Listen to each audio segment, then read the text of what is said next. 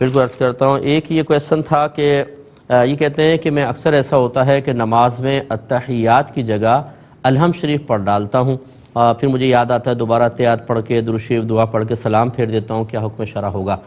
دیکھیں اچھی طرح یاد رکھیں، کسی نے التحیات کی جگہ قرآن پڑھ دیا یعنی سورہ فاتحہ جیسے آپ کہہ رہے ہیں تو اس پہ سجدہ سہو لازم ہو جائے گا، تو لہٰذا اگر آپ نے ایسا کر لیا تھا تو آپ کو سجدہ سہو کرنا تھا، پھر التحیات پڑھ کر اور درود شریف اور دعا۔ اگر آپ نے ایسا نہیں کیا تو جتنی ایسے نمازیں آپ نے گزاری سب کے سب واجب العیادہ ہیں، آپ کو دوبارہ پڑھنی ہوں گی۔ بھائی نے پوچھا تھا یہ نائی کا کام حلال ہے کہ حرام؟ دیکھیں اس میں سارے افعال حرام نہیں ہوتے، ہاں جیسے اب داڑھی بڑھانا یہ واجب ہے، آپ اگر اس کو مونڈیں گے تو یہ ترک واجب ہوگا، اور ترک واجب گناہ ہوتا ہے، اور گناہ میں تعاون کرنا گناہ ہے، اور گناہ کی اجرت لینا بھی گناہ ہے، لہٰذا وہ آپ کے لیے کسب خبیث کہلائے گا، اس کو بغیر ثواب کی نیت کے آپ کو صدقہ کرنا ہوگا۔ باقی یہ کہ بال کاٹنا اور دیگر جو آپ نائیوں کے کام ہوتے ہیں وہ شرعاً جائز ہوتے ہیں، وہ حرام نہیں ہیں۔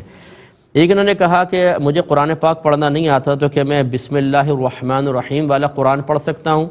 دیکھیں اس قرآن کی کوئی شرعی حیثیت نہیں ہے، یہ عوام نے بنایا بسم اللہ کا قرآن، وہ تو بسم اللہ الرحمن الرحیم پڑھنے کا ثواب ملے گا، بسم اللہ کا قرآن کیا مطلب ہوتا ہے؟ تو اس لیے اس سے بہتر پھر آپ بسم اللہ ویسے پڑھ لیں لیکن قرآن نہ کہیں اس کو، پہلی بات، دوسرے اذکار الہیہ کر لیں، مطلب لا الہ الا اللہ، سبحان اللہ، لا حول ولا قوت الا باللہ وغیرہ، ان کا آپ ورد کر لیں، بہت بہتر ہے۔ اور قرآن سیکھیں آپ، یہ ہم مطلب اگر گورنمنٹ آف پاکستان اعلان کر دے کہ جو قرآن پڑھا ہوا ہوگا اس کو ہر مہینے 10,000 روپے ملیں گے،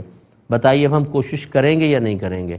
تو بس مادی شے جب ساتھ لگی ہوئی نظر آتی ہے تو پوری تمام تر توانائیاں اس چیز کے حصول کے لیے ہم استعمال کرنا شروع کر دیتے ہیں، لیکن جب تک ایسا نہیں ہوتا تو امور آخرت کی اتنی فکر نہیں ہوتی، وہاں بے بسی، لاچاری، فوراً شکست قبول کرنا یہ ہمارے اکثر روٹین میں شامل ہوتا ہے، ایسا نہیں ہونا چاہیے۔ ایک یہ کہتے ہیں کہ میں جب بھی فرض پڑھتی ہوں تو اس میں قل هو اللہ شریف پڑھتی ہوں تو مجھے شبہ پڑتا ہے صحیح پڑھی کہ نہیں پڑھی، تو بعض اوقات میں پوری نماز کو دوبارہ پڑھتی ہوں۔